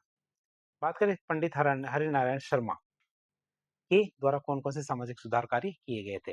तो पंडित हरिनारायण शर्मा का मुख्य फोकस छुआछूत मिटाने पे था। क्या पंडित हरिनारायण शर्मा का क्या मुख्य फोकस क्या छुआछूत मिटाने पे था और उन्होंने कई सामाजिक संगठनों की स्थापना की थी। किसकी? कई सामाजिक संगठनों की स्थापना की थी। जैसे कौन-कौन से संघ थे हमारे? अस्पृश्यता निवारण संघ। कौन-सा? अस्पृश्यता निवारण संघ की बात करें तो छुआछूत के खिलाफ था। तो छुआछूत के खिलाफ हमारे अस्पृश्यता निवारण संघ की स्थापना की गई थी। दूसरा हमारा कौन-सा संघ था? वाल्मीकि संघ। दूसरा हमारा कौन-सा संघ था? वाल्मीकि संघ और ये हमारे क्या सफाई कर्मचारी के उत्थान के लिए बनाया गया था। तो पहला हमारा कौन-सा संघ था? अस्पृश्यता निवारण संघ, जो छुआछूत के खिलाफ था। दूसरा हमारा संघ कौन-सा था? वाल्मीकि संघ, जो सफाई कर्मचारी के उत्थान के लिए था और तीसरा हमारा कौन-सा था? आदिवासी संघ। तीसरे संस्थान की बात करें तो तीसरे संस्थान का नाम था आदिवासी संघ। तो पंडित हरिनारायण शर्मा ने समाज के सामने क्या पंडित हरिनारायण शर्मा ने क्या समाज के सामने एक मिसाल पेश करते हुए अपने ही घर के मंदिर के दरवाजे क्या अपने ही घर के मंदिर के दरवाजे दलितों मतलब हरिजनों के लिए खोल दिए थे। तो ये थे हमारे कौन? पंडित हरिनारायण शर्मा। अगला प्रजामंडल आता है हमारा कौन सा? 1938 में। कौन सा? भरतपुर प्रजामंडल। 1938 का भरतपुर प्रजामंडल की बात करें तो भरतपुर प्रजामंडल में या भरतपुर रियासत में जन आंदोलनों को कुचलने के लिए भरतपुर रियासत में जन आंदोलनों को कुचलने के लिए बहुत सख्ती दिखाई गई थी। इसलिए इस प्रजामंडल का इतिहास थोड़ा सा अलग है। बात करें इसकी स्थापना की तो इसकी स्थापना हमारे भरतपुर में नहीं हुई थी बल्कि कहाँ हुई? रेवाड़ी हरियाणा में। आप इसे याद रखेंगे, रेवाड़ी हरियाणा में हमारी इसकी स्थापना हुई थी। तो बीकानेर और सिरोही की तरफ भरतपुर प्रजामंडल की स्थापना भी अपनी रियासत से बाहर जाके हुई थी। आप इसे याद रखेंगे, बीकानेर और सिरोही की तरह ही हमारे कहा रेवाड़ी हरियाणा में हुई थी किसकी? भरतपुर प्रजामंडल की स्थापना। तो बात करें इसके संस्थापक और पदाधिकारी की। संस्थापक और पदाधिकारी की बात करें तो इसके अध्यक्ष बनाया गया हमारे गोपीलाल यादव को। तो इसका अध्यक्ष बनाया गया हमारे गोपीलाल यादव को। अन्य संस्थापक सदस्य की बात करें तो जुगल किशोर चतुर्वेदी, मास्टर आदित्येंद्र और किशन लाल जोशी। कौन कौन? जुगल किशोर चतुर्वेदी, मास्टर आदित्येंद्र और किशन लाल जोशी इनके अन्य संस्थापक सदस्य थे। जबकि अध्यक्ष किसे बनाया गया? गोपीलाल यादव को। इनके द्वारा एक समाचार पत्र छापा जाता था। कौन सा? वैभव। आप इसे याद रखें, समाचार पत्र का नाम था वैभव और भरतपुर प्रजामंडल की विचारधारा को फैलाने का काम करता था हमारा वैभव समाचार पत्र। तो बात करें भरतपुर प्रजामंडल आंदोलन की तो इसके प्रमुख नेता कौन कौन थे? तो इनके योगदान की बात करें तो पहले नेता आते हमारे कौन? जुगल किशोर चतुर्वेदी। इन्हें राजस्थान का नेहरू भी कहा जाता है। किसे? जुगल किशोर चतुर्वेदी को हमारे राजस्थान का नेहरू भी कहा जाता है। बाद में हमारे मत्स्य संघ के निर्माण में इन्होंने बहुत बड़ी भूमिका निभाई थी। किसने? जुगल किशोर चतुर्वेदी ने। फिर आते हैं हमारे किशनलाल जोशी। तो इन्होंने शेखावटी के जकात मतलब किसान आंदोलन में भी बढ़ चढ़ के भाग लिया था। किसमें? हमारे शेखावटी के जकात मतलब किसान आंदोलन में भी इन्होंने बढ़ चढ़ के भाग लिया था। तो मास्टर आदित्येंद्र की बात करें, इसकी मास्टर आदित्येंद्र की बात करें तो आजादी के काफी बाद क्या आजादी के काफी बाद 1977 में आजादी के काफी बाद 1977 में जब भैरव सिंह शेखावत राजस्थान के मुख्यमंत्री बने थे क्या 1977 में जब भैरव सिंह शेखावत राजस्थान के मुख्यमंत्री बने थे तो मास्टर आदित्येंद्र को राज्य का वित्त मंत्री बनाया गया था। आप इसे याद रखेंगे। आजादी के बाद 1977 में जब भैरव सिंह शेखावत राजस्थान के मुख्यमंत्री बनाए गए थे तब मास्टर आदित्येंद्र को राज्य का वित्त मंत्री या फाइनेंस मिनिस्टर बनाया गया था। अंतर्राष्ट्रीय मोर्चे की बात करें तो मोर्चे के अंतर्राष्ट्रीय सोच की बात करें तो भरतपुर के ऐतिहासिक दिवस की बात करें तो भरतपुर प्रजामंडल एकमात्र ऐसा संगठन था। भरतपुर प्रजामंडल क्या एकमात्र ऐसा संगठन था जिसने अंतर्राष्ट्रीय योजनाओं घटनाओं को भी अपनी प्रतिक्रिया दी थी, आप इसे याद रखेंगे। तो हमारा कौन-सा भरतपुर प्रजामंडल ही एकमात्र ऐसा हमारा प्रजामंडल था, जिसने हमारे क्या अंतर्राष्ट्रीय घटनाओं पर अपनी प्रतिक्रिया दी थी, आप इसे याद रखेंगे। तो कौन-कौन सी घटनाएँ थी हमारे, एक तो जापान दिवस 16 और 17 अगस्त, आप इसे याद रखेंगे 16-17 अगस्त 1945 को जापान दिवस पर। तो दूसरे विश्व युद्ध में जापान के आत्मसमर्पण और वहाँ हुई जो त्रासदी थी, इसके संदर्भ में अपनी टिप्पणी दी थी।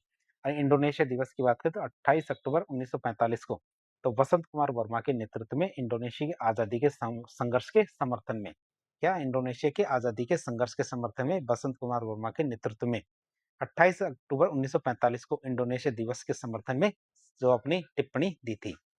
अगला हमारा प्रजामंडल आता है कौन सा, करौली प्रजामंडल। कब, 1938 में हमारे करौली प्रजामंडल की स्थापना होती है। तो करौली प्रजामंडल में भी हमारे क्या 1938 की उसी लहर का हिस्सा था। करौली प्रजामंडल भी क्या था हमारे 1938 की उसी लहर का हिस्सा था। बात करें 1938 की, तो हालांकि करौली प्रजामंडल, हम करौली राज्य प्रजामंडल के रूप में इसका पुनर्गठन 1939 में हुआ माना जाता है, आप इसे याद रखेंगे। स्थापना तो हमारे 1938 में हुई थी और करौली राज्य प्रजामंडल के रूप में इसका पुनर्गठन वापस से 1939 में किया गया था। संस्थापक कौन थे हमारे, त्रिलोक चंद्र माथुर, चिरंजी लाल शर्मा और कुंवर मदन सिंह। हमारे त्रिलोक चंद्र माथुर, चिरंजी लाल शर्मा और कुंवर मदन सिंह हमारे इसके संस्थापक थे। कुंवर मदन सिंह का योगदान की बात करें, किसके, कुंवर मदन सिंह के योगदान की बात करें, तो कुंवर मदन सिंह करौली राज परिवार से ही ताल्लुक रखते थे। क्या कुंवर मदन सिंह क्या थे, हमारे करौली राज परिवार से ही ताल्लुक रखते थे, लेकिन राज परिवार के होकर भी उन्होंने किसानों का साथ दिया था। 1927 ईस्वी में उन्होंने करौली में सुअर विरोधी और बेगार विरोधी आंदोलन का शानदार नेतृत्व किया था, आप इसे याद रखेंगे। कब, 1927 में। कौन से दो आंदोलन थे, एक तो हमारा सुअर विरोधी आंदोलन और एक हमारे क्या बेगार विरोधी किसान आंदोलन, इनका शानदार नेतृत्व किया था, जिसे आगे चल के हमारे प्रजामंडल के लिए राजनीतिक जमीन बनती है। अगला प्रजामंडल बनता है हमारा कौन सा, कोटा प्रजामंडल। कौन सा प्रजामंडल है, कोटा प्रजामंडल की बात करें 1939 में। तो हाड़ौती प्रजामंडल के निष्क्रिय होने के बाद, कब, हाड़ौती प्रजामंडल के निष्क्रिय होने के बाद राजनीतिक जनजागृति को बनाए रखने के लिए कोटा प्रजामंडल का गठन किया जाता है। किसका, कोटा प्रजामंडल का गठन किया जाता है। बात करें इसकी स्थापना की, तो इसकी स्थापना कब हुई, 1939 में। किसके द्वारा, पंडित नैनूराम शर्मा, अभिन हरि और तनसुखलाल मित्तल, आप इसे याद रखेंगे। पंडित नैनूराम शर्मा, अभिन हरि और तनसुखलाल मित्तल के द्वारा हमारे कोटा प्रजामंडल 1939 में इसकी स्थापना की जाती है। बात करें इसके अधिवेशनों की, तो इसका पहला अधिवेशन 1939 में किया गया था। कहाँ पे, मांगरोल 12 में। यहाँ पे मांगरोल 12 में इसका पहला अधिवेशन किया गया था 1939 में। इसके अध्यक्ष की बात करें, तो इसके अध्यक्ष हमारे पंडित नैनूराम शर्मा थे। इसके अध्यक्ष कौन थे, हमारे पंडित नैनूराम शर्मा इसके अध्यक्ष थे। दूसरे अधिवेशन की बात करें, तो 1940 में इसका दूसरा अधिवेशन होता है, कहाँ पे, कोटा में। बात करें इसके अध्यक्ष की, तो अभिन्न हरि इसके अध्यक्ष बनाए जाते हैं। तो बात करें इसकी दूसरे अधिवेशन की, तो इसमें हमारे प्रसिद्ध क्रांतिकारी विजय सिंह पथिक ने भी भाग लिया था। 1940 के दूसरे अधिवेशन में हमारे विजय सिंह पथिक ने भी भाग लिया था, जिससे हमारे क्या क्रांतिकारियों का मनोबल बढ़ जाता है। बात करें इसकी एक ऐतिहासिक घटना की, जो हमारे भारत छोड़ो आंदोलन के दौरान घटित हुई थी 1942 के अंदर। तो कोटा क्या पूरे देश की उन चुनिंदा जगहों में से एक था, जहां जनता ने प्रशासन को पंगु बना दिया था। किसको, जनता ने प्रशासन को पंगु बनाया था। बात करें प्रशासन पर कब्जे की, तो मोतीलाल जैन के नेतृत्व में, किसके, मोतीलाल जैन के नेतृत्व में प्रजामंडल के कार्यकर्ताओं ने कोटा के नगर प्रशासन, मतलब सिटी एडमिनिस्ट्रेशन पर अधिकार कर लिया था। किसके नेतृत्व में, मोतीलाल जैन के नेतृत्व में। और राजा को किले में नजरबंद कर दिया था। किसको, राजा को किले में क्या किया कर दिया जाता है, किले में नजरबंद कर दिया जाता है। फिर छात्र छात्राओं की भूमिका की बात करें, तो कॉलेज की लड़कियों ने अद्भुत साहस दिखाते हुए, क्या, कॉलेज की लड़कियों ने अद्भुत साहस दिखाते हुए कोटा के रामपुरा पुलिस थाने पर कब्जा कर लिया था। ये हमारे जनता का शासन लगभग कब कितने दिन चला, हमारे 2 सप्ताह तक चलता है। ये जनता का शासन हमारे कब तक, 2 सप्ताह तक चलता है, जब तक कि हमारी रियासत ने, क्या, जब तक कि हमारी रियासत ने बाहर से सेना बुलाकर, रियासत ने क्या, बाहर से सेना बुलाकर नियंत्रण वापस ना कर लिया। तो ये बहुत ही ऐतिहासिक घटना थी भारत छोड़ो आंदोलन के दौरान। फिर बात करते हैं, अगला प्रजामंडल आता है कौन सा, हमारा किशनगढ़ प्रजामंडल। किशनगढ़ प्रजामंडल की बात करें तो हमारे 1939 में इसकी स्थापना होती है। संस्थापक कौन थे, कांति चंद्र चौथानी और जमान शाह। तो कांति चंद्र चौथानी और जमान शाह इसके संस्थापक थे। बात करें किशनगढ़ प्रजामंडल की, तो यह अपेक्षाकृत छोटा प्रजामंडल था। इसका मुख्य उद्देश्य रियासत में उत्तरदायी शासन की मांग करना था। अगला प्रजामंडल आता है हमारा कौन सा, सिरोही प्रजामंडल। कौन सा प्रजामंडल आता है, सिरोही प्रजामंडल। तो सिरोही रियासत पर बॉम्बे प्रेसिडेंसी मतलब अंग्रेजों का काफी ज्यादा प्रभाव था। सिरोही रियासत पे हमारे किसका, बॉम्बे प्रेसिडेंसी, मतलब अंग्रेजों का काफी ज्यादा प्रभाव होता है, इसलिए यह हमारा राजनीतिक चेतना जगाने के लिए प्रजामंडल की स्थापना राज्य के बाहर की गई थी। कहाँ, राज्य के बाहर हमारे प्रजामंडल आंदोलन की स्थापना की गई थी। कहाँ पे, बॉम्बे में। स्थापना की बात करें 1939 में इसकी स्थापना हुई। कहाँ पे, बॉम्बे, मुंबई में। बीकानेर, भरतपुर, सिरोही, ये 3 ऐसे प्रजामंडल थे जिनकी स्थापना अपनी रियासत से बाहर हुई थी। आपसे याद रखें कौन कौन से, बीकानेर, भरतपुर और सिरोही।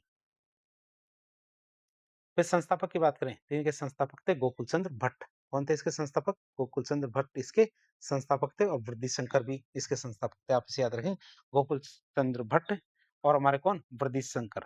कौन थे, गोकुल चंद्र भट्ट और वृद्धि शंकर इनके संस्थापक थे। गोकुल भाई भट्ट की बात करें, इनके योगदान की बात करें, इन्हें राजस्थान का गांधी कहा जाता है। तो राजस्थान का गांधी किसे कहा जाता है, गोकुल भाई भट्ट। गोकुल भाई भट्ट को हमारे राजस्थान का गांधी कहते हैं। आजादी के बाद जब हमारे राजस्थान का एकीकरण हो रहा था, तब हमारे माउंट आबू को गुजरात मतलब बॉम्बे प्रांत में मिलाने की कोशिश की गई थी। किसे, माउंट आबू को बॉम्बे मतलब गुजरात में मिलाने की कोशिश की गई थी। गोकुल भाई भट्ट के कड़े विरोध और आंदोलन के कारण, क्या, गोकुल भाई भट्ट के कड़े विरोध और आंदोलन के कारण ही हमारे माउंट आबू राजस्थान का हिस्सा बन पाता है। इसके बाद आता है हमारा कौन सा, कुशलगढ़ प्रजामंडल। कौन सा प्रजामंडल आता है, कुशलगढ़ प्रजामंडल की बात करें 1942 में जिसकी स्थापना हुई थी। स्थापना कब हुई, 1942 में। संस्थापक कौन थे, भंवरलाल निगम। इसके संस्थापक कौन थे, भंवरलाल निगम। विशेष रूप से देखें तो कुशलगढ़ एक ठिकाना था, क्या, कुशलगढ़ एक ठिकाना था जिसे बांसवाड़ा प्रजामंडल के प्रभाव से अलग करके स्वतंत्र रूप से प्रजामंडल की स्थापना की गई थी। तो बात करें इस बांसवाड़ा प्रजामंडल के प्रभाव से अलग करके एक स्वतंत्र प्रजामंडल के रूप में स्थापना की गई थी, किसकी, कुशलगढ़ प्रजामंडल की। कब, 1942 में। फिर आता है हमारा कौन सा, बांसवाड़ा प्रजामंडल। कौन सा प्रजामंडल आता है, बांसवाड़ा प्रजामंडल की बात करें तो 1943 में हमारे बांसवाड़ा प्रजामंडल की स्थापना की जाती है। संस्थापक की बात करें तो मणिशंकर नागर, धूलजी भाई भावसार और भूपेंद्रनाथ त्रिवेदी। कौन कौन हमारे, मणिशंकर नागर, धूलजी भाई भावसार और भूपेंद्रनाथ त्रिवेदी हमारे इसके संस्थापक थे। प्रमुख योगदान पत्रकारिता की बात करें, या प्रमुख योगदान पत्रकारिता की बात करें तो संग्राम हमारे समाचार पत्र प्रकाशित किया जाता था। तो भूपेंद्रनाथ त्रिवेदी ने बॉम्बे से, क्या, भूपेंद्रनाथ त्रिवेदी ने बॉम्बे से संग्राम नामक एक समाचार पत्र निकाला था, जिसके माध्यम से बांसवाड़ा रियासत की नीतियों की कड़ी आलोचना की जाती थी। किसकी, बांसवाड़ा रियासत की नीतियों की कड़ी आलोचना की जाती थी, किसके माध्यम से, संग्राम समाचार पत्र के माध्यम से। तो विजय बहिन भावसार की बात करें, जिन्होंने महिला सशक्तिकरण पे जोर दिया था, किस पे, महिला सशक्तिकरण पे जोर दिया था, किसने, महिला हमारे विजया बहिन भावसार ने। तो ये हमारे धूलजीभाई भावसार की पत्नी थी, कौन, विजया बहिन भावसार। इन्होंने बांसवाड़ा में महिलाओं को घरों से निकालकर, इन्होंने क्या किया, बांसवाड़ा में महिलाओं को घरों से निकालकर राष्ट्रीय आंदोलन से जोड़ने के लिए महिला मंडल का गठन किया था। किसका, महिला मंडल का गठन किया था। प्रजामंडल आंदोलनों में महिलाओं की ये जो संगठित भागीदारी थी, क्या, प्रजामंडल आंदोलनों में महिलाओं की जो संगठित भागीदारी थी, राजस्थान में एक बहुत बड़े सामाजिक बदलाव का प्रतीक मानी जाती है। अगला प्रजामंडल आता है हमारा कौन सा, डूंगरपुर प्रजामंडल। अगला प्रजामंडल का नाम है हमारे डूंगरपुर प्रजामंडल। बात करें इसकी तो इसकी स्थापना हमारे 1 अगस्त 1944 को, कब, 1 अगस्त 1944 को बाल गंगाधर तिलक की पुण्यतिथि पर, किस पे, बाल गंगाधर तिलक की पुण्यतिथि पर हमारे डूंगरपुर प्रजामंडल की स्थापना की जाती है। संस्थापक की बात करें तो भोगीलाल पंड्या, जिन्हें हम बागड़ का गांधी भी कहते हैं, क्या, भोगीलाल पंड्या, जिन्हें बागड़ का गांधी भी कहते हैं, तो वो इनके संस्थापक थे। साथ ही साथ हमारे इनकी सहायता की थी हरिदेव जोशी, गौरीशंकर उपाध्याय। बात करें गौरीशंकर उपाध्याय की तो इन्होंने सेवक नामक एक समाचार पत्र निकाला था। तो हमारे इनके संस्थापक कौन थे, भोगीलाल पंड्या, जिन्हें वागड़ का गांधी कहते हैं, हरिदेव जोशी, गौरीशंकर उपाध्याय। तो गौरीशंकर उपाध्याय हमारे सेवक नामक एक समाचार पत्र निकालते थे। बात करें इनके प्रमुख कार्य की तो शिक्षा के प्रति भारी समर्पण इनका था। डूंगरपुर प्रजामंडल की खासियत क्या थी, इनका क्या, शिक्षा के प्रति भारी समर्पण था।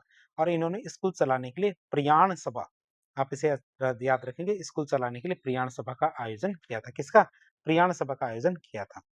फिर ऐतिहासिक शहादतों की बात करें शिक्षा के लिए, ऐतिहासिक शहादतों की बात करें शिक्षा के लिए तो पूनावाड़ा कांड हुआ था मई 1947 में। कौन सा, पूनावाड़ा कांड हुआ था। तो रियासत के आदेश पर पुलिस ने स्कूल बंद करवाने के लिए शिक्षक जो शिवराम भील है उनको बुरी तरह पीटा था। कहाँ पे, पूनावाड़ा कांड। और सबसे फेमस रास्तापाल कांड तो आपको पता ही होगा, कब, 19 जून 1947 को रास्तापाल कांड होता है, रास्तापाल घटना होती है। घटना क्या थी, तो राजा के आदेश पर पुलिस क्या है, रास्तापाल की स्कूलें बंद करवा रही थी। किसके, राजा के आदेश पे पुलिस क्या आती है, हमारी रास्तापाल की स्कूलें बंद करवा रही गई थी। शिक्षक नानाभाई खाट ने ये मना कर दिया कि मैं स्कूल बंद नहीं करूंगा। इसी वजह से उनकी हत्या कर दी जाती है। किसकी? नानाभाई खाट की। वहीं की वहीं हत्या कर दी जाती है। दूसरे शिक्षक थे कौन? हमारे सिंगाभाई। उनको जीप के पीछे बांधकर घसीटा जाता है। बात करें कालीबाई के बलिदान की, तो उन्होंने अपने गुरु सिंगाभाई को घसीटे जाते हुए देखा, तो उनको बचाने के लिए 13 वर्षीय भील बालिका कालीबाई ने जीप की रस्सी को हंसी से काट दिया। पुलिस ने इस वीर बालिका पे गोलियां चला दी, जिससे उनकी मृत्यु हो जाती है। आप इसे याद रखेंगे। उन्हीं के सम्मान में उनकी एक मूर्ति है डूंगरपुर के गैप सागर जो तालाब है उनके पास बनी हुई है। और आज भी राज्य सरकार बालिका शिक्षा में जो उत्कृष्ट प्रदर्शन करती है उनके लिए कालीबाई पुरस्कार देती है। अगला प्रजामंडल आता है हमारा कौन सा? जैसलमेर प्रजामंडल। प्रजामंडल का नाम है जैसलमेर प्रजामंडल। स्थापना हमारे 1945 में हुई थी। क्या हमारे जैसलमेर प्रजामंडल की स्थापना कब हुई? 1945 में। तो जैसलमेर रियासत को उस समय का अंडमान कहा जाता था। क्यों? क्योंकि वहां राजनीतिक चेतना बिल्कुल शून्य थी और राजा कौन थे हमारे? महारावल जवाहर सिंह। उनका घोर अत्याचार था। राजा थे हमारे कौन? महारावल जवाहर सिंह का घोर अत्याचार था। इसीलिए उस समय का अंडमान कहा जाता था किसे? जैसलमेर रियासत को। बात करें प्रजामंडल की, तो इसकी स्थापना 1945 में होती है। स्थापना स्थल की बात करें तो ये हमारे जोधपुर है। जैसलमेर की हमारे कहाँ? जोधपुर में हमारी स्थापना की जाती है। तो बीकानेर, भरतपुर, सिरोही के बाद जैसलमेर हमारा चौथा ऐसा प्रजामंडल था जिसकी स्थापना उसकी अपनी रियासत के बाहर जाके हुई थी। संस्थापक कौन थे? मीठालाल व्यास। तो इसके संस्थापक कौन थे? मीठालाल व्यास। अन्य संगठन की बात करें तो माहेश्वरी नवयुवक मंडल। क्या माहेश्वरी नवयुवक मंडल जोधपुर में रघुनाथ सिंह के द्वारा स्थापित किया गया था। तो हमारे प्रजामंडल के अलावा क्या माहेश्वरी नवयुवक मंडल की स्थापना की गई थी किसके द्वारा? रघुनाथ सिंह के द्वारा। कहाँ पे? जोधपुर में। बात करें मैं सागरमल गोपा की, तो सागरमल गोपा का संबंध भी हमारे जैसलमेर की इसी राजनीतिक संघर्ष से था जिसमें हमारे उसने जेल में केरोसिन डालकर जिंदा जला दिया गया था। कौन? सागरमल गोपा। इनकी ऑफिसर पुस्तकें प्रसिद्ध थी। बात करें हमारा अगला प्रजामंडल आता है हमारा प्रतापगढ़ प्रजामंडल 1945 का और झालावाड़ प्रजामंडल 1946 का। प्रतापगढ़ प्रजामंडल की बात करें 1945 के, जिसके संस्थापक थे अमृतलाल पायक, चुन्नीलाल प्रभाकर और ठक्कर बापा। ठक्कर बापा की बात करें तो ठक्कर बापा को पूरे भारत में आदिवासियों मतलब जनजातियों को मसीहा कहा जाता है। किसे? ठक्कर बापा को। तो यह था हमारा प्रतापगढ़ प्रजामंडल। फिर आता हमारा झालावाड़ प्रजामंडल 1946 में जिसकी स्थापना की जाती है। तो राजस्थान में स्थापित होने वाला यह अंतिम और आखिरी प्रजामंडल था। कौन सा? झालावाड़ प्रजामंडल। बात करें इसकी स्थापना की तो संस्थापक थे हमारे कौन? मांगीलाल भव्य और मकबूल आलम। विशेषता की बात करें तो झालावाड़ के शासक थे हमारे राजराणा हरिश्चंद्र। झालावाड़ के शासक कौन थे? राजराणा हरिश्चंद्र। राजस्थान के एकमात्र ऐसे शासक थे जिन्होंने समय की नजाकत को समझा और स्वयं आगे बढ़ के उत्तरदायी शासन की स्थापना की और खुद वहां के प्रधानमंत्री बन जाते हैं। अब हम राजस्थान के प्रजामंडल आंदोलनों का महत्व देखेंगे। क्या? राजस्थान के प्रजामंडल आंदोलनों का महत्व देखेंगे तो इसके हम तीन आयाम देखेंगे। जो महत्व है उसको तीन आयाम में बांट के पढ़ेंगे। पहला आयाम आता हमारा कौन सा? राजनीतिक महत्व।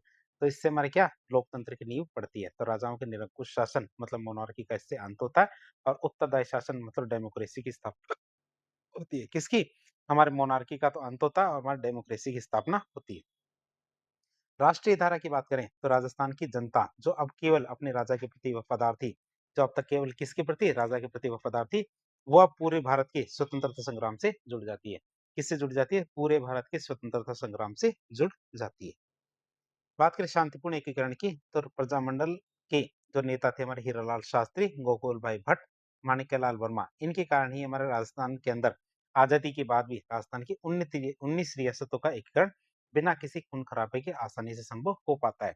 तो शांतिपूर्ण एकीकरण की बात करें तो प्रजामंडल के नेता जैसे हमारे हीरालाल शास्त्री, गोकुल भाई भट्ट, माणिक्यलाल वर्मा, इनके कारण क्या हमारे 19 रियासतों का आसानी से एकीकरण हो गया था। फिर सामाजिक महत्व की बात करें, किसकी? सामाजिक महत्व की बात करें तो महिला सशक्तिकरण होता है। और नारायणी देवी मेवाड़ से, विजय बहन भावसार बांसवाड़ा से, कालीबाई हमारे डूंगरपुर से, जैसी जो हमारी महिलाएं थी इन्होंने घर की दहलीज को बाहर लांग के इतिहास रचा था। फिर शिक्षा और छुआछूत की बात करें तो सर्वहितकारिणी सभा जो चूरू ने क्या दलितों और लड़कियों के लिए स्कूल खोले। सर्वहितकारिणी सभा जो चूरू की है उन्होंने क्या दलितों और लड़कियों के लिए क्या स्कूल कॉलेज खोले। 1945 में टोंक के उनियारा में 1945 में टोंक के उनियारा में बेरवा जाति के नागरिक असमानता के खिलाफ या बेरवा जाति ने नागरिक असमानता के खिलाफ आंदोलन किया था। किसने? बेरवा जाति ने। कब? 1945 में। कहाँ पे? टोंक के उनियारा में। सांप्रदायिक सौहार्द की बात करें तो प्रजामंडलों में हिंदू मुस्लिम एकता जैसे हमारे हाजी फैज मोहम्मद, मकबूल आलम, इनकी भागीदारी मजबूत होती है। तो सांप्रदायिक सौहार्द की बात करें तो प्रजामंडलों में हिंदू मुस्लिम एकता जैसे हमारे हाजी फैज मोहम्मद और मकबूल आलम, इनकी भागीदारी की वजह से मजबूत होती है एकता। फिर बात करें मैं आर्थिक महत्व की, इकोनॉमिक सिग्निफिकेंस की बात करें, तो किसान और मजदूर कल्याण की बात करें तो प्रजामंडलों के खिलाफ किसानों का साथ दिया था। जैसे हमारे जयपुर प्रजामंडल का शेखावटी किसान समर्थन, आप इसे याद रखेंगे। फिर जागीरदारी और बेगार प्रथा के अंत की बात करें तो आदि ने आदि ने हमारे क्या आदि में हमारे क्या बेगार विरोधी सफल आंदोलन हुए थे। हाड़ौती जैसे हमारे जो प्रजामंडल थे, इनमें हमारे बेगार विरोधी सफल आंदोलन हुए थे, जिससे हमारे किसानों को भूमि का मालिकाना हक मिलने का रास्ता साफ होता है। फिर कुटीर उद्योग के विकास की बात करें तो स्वदेशी और खादी को बढ़ावा मिलता है। अब प्रजामंडल आंदोलन से संबंधित कुछ अन्य तथ्यों की बात करें तो हरदेव जोशी जो हमारे डूंगरपुर प्रजामंडल से थे, ये राजस्थान के ऐसे कद्दावर नेता थे जो लगातार 10 बार विधायक बन रहे थे। हरदेव जोशी कहते हैं मैं 10 बार विधायक बनते हैं और ये राजस्थान के मुख्यमंत्री बनते हैं, फिर राज्यपाल भी बनते हैं, कहाँ, असम के। वे वापस आके फिर से राजस्थान के मुख्यमंत्री बनते हैं, तो असम के राज्यपाल भी बनते हैं, साथ ही साथ हमारे क्या वापस राजस्थान आके मुख्यमंत्री भी बनते हैं। अशोक गहलोत की बात करें तो इन्हें राजस्थान की राजनीति में मारवाड़ का गांधी भी कहा जाता है, जबकि हमारा शेर राजस्थान किसे कहा जाता है, जय नारायण व्यास को। अब हम बात करें जो हमारे राजस्थान के प्रजामंडल आंदोलन हमने देखे थे, इन सबको एक ही दृष्टि में देखने की कोशिश करें। तो पहला प्रजामंडल आंदोलन जयपुर में था, जिसकी स्थापना 1931 में, पुनर्गठन 1936 में किया गया था। किसके द्वारा, कपूर चंद पाटनी के द्वारा। बाद में हमारे इसका पुनर्गठन किया था किसने, जो हमारे जमनालाल बजाज ने। बूंदी प्रजामंडल की बात करें 1931 में स्थापित, नित्यानंद कांतिलाल और ऋषि दत्त मेहता इनके संस्थापक थे। मारवाड़े जोधपुर प्रजामंडल की बात करें तो 1934 में इसकी स्थापना जयनारायण व्यास और भंवरलाल सर्राफ के द्वारा। हाड़ौती प्रजामंडल की बात करें तो 1934 में इसकी स्थापना नैनूराम शर्मा और हाजी फैज मोहम्मद के द्वारा स्थापना की गई। बीकानेर प्रजामंडल की बात करें 1936 में वैद मगाराम और लक्ष्मी देवी आचार्य के द्वारा स्थापना की गई। धौलपुर की बात करें 1936 में स्थापना हुई, ज्वाला प्रसाद जिज्ञासु और कृष्णदत्त पालीवाल के द्वारा इसकी स्थापना की गई थी। मेवाड़ की बात करें तो मेवाड़ प्रजामंडल की स्थापना हमारे 1938 में माणिक्यलाल वर्मा और बलवंत सिंह मेहता के द्वारा की गई थी। शाहपुरा प्रजामंडल की बात करें तो 1938 में लादूराम व्यास और रमेश चंद्र ओझा के द्वारा की गई थी स्थापना। अलवर प्रजामंडल की बात करें तो 1938 में स्थापना हुई हरिनारायण शर्मा के द्वारा। भरतपुर प्रजामंडल की बात करें 1938 में स्थापना हुई गोपीलाल यादव, जुगल किशोर चतुर्वेदी के द्वारा। करौली प्रजामंडल की बात करते हैं 1938 में स्थापना हुई त्रिलोक चंद्र माथुर के द्वारा और कुंवर मदन सिंह के द्वारा। कोटा प्रजामंडल की बात करें तो 1939 में स्थापना हुई नैनूराम शर्मा और अभिन हरी के द्वारा। किशनगढ़ प्रजामंडल की बात करें तो 1939 में स्थापना हुई थी कांति चंद्र चौथानी के द्वारा और अमान शाह के द्वारा। आप इसे याद रखें, कांति चंद्र चौथानी और अमान शाह के द्वारा हमारा किशनगढ़ प्रजामंडल की स्थापना होती है। सिरोही प्रजामंडल की बात करें तो 1939 में स्थापना होती है गोकुल भाई भट्ट और वृद्धि शंकर के द्वारा। कुशलगढ़ प्रजामंडल की बात करें 1942 में भंवरलाल निगम के द्वारा स्थापना होती है। किसके द्वारा, 1942 में भंवरलाल निगम के द्वारा स्थापना होती है। बांसवाड़ा प्रजामंडल की बात करें तो 1943 में मणिशंकर नागर और धूलजी भाई भावसार के द्वारा होती है। डूंगरपुर प्रजामंडल की बात करें 1944 में भोगीलाल पंड्या और हरदेव जोशी के द्वारा स्थापना होती है। जैसलमेर प्रजामंडल की बात करें तो 1945 में मीठालाल व्यास के द्वारा स्थापना होती है। प्रतापगढ़ प्रजामंडल की बात करें तो 1945 में अमृतलाल पायक के द्वारा और चुन्नीलाल प्रभाकर के द्वारा। किसके द्वारा, अमृतलाल पायक और चुन्नीलाल प्रभाकर के द्वारा इसकी स्थापना की जाती है। झालावाड़ प्रजामंडल की बात करें तो 1946 में इसकी स्थापना की जाती है। किसके द्वारा, मांगीलाल भव्य और मकबूल आलम के द्वारा। तो राजस्थान के हमारे 4 ऐसे प्रजामंडल थे जिनकी स्थापना अपनी रियासत में नहीं हुई बल्कि बाहर हुई थी। वो कौन कौन से 4 प्रजामंडल थे, एक तो हमारा बीकानेर प्रजामंडल था, इसकी स्थापना कलकत्ता में होती है। भरतपुर प्रजामंडल की बात है तो रेवाड़ी हरियाणा में होती है। हमारे सिरोही प्रजामंडल की स्थापना बॉम्बे मतलब मुंबई में होती है। और जैसलमेर प्रजामंडल की स्थापना हमारे कहाँ, जोधपुर में होती है। तो इस तरह आज एक लेक्चर के जरिए हमने राजस्थान के प्रजामंडल आंदोलनों को काफी विस्तार से जानने की कोशिश की। इस प्रकार के इन्फॉर्मेटिव वीडियो देखने के लिए हमारे चैनल से जुड़े। वीडियो यदि पसंद आता तो वीडियो को लाइक करें, चैनल को सब्सक्राइब करें, अपने दोस्तों के साथ शेयर करें। धन्यवाद।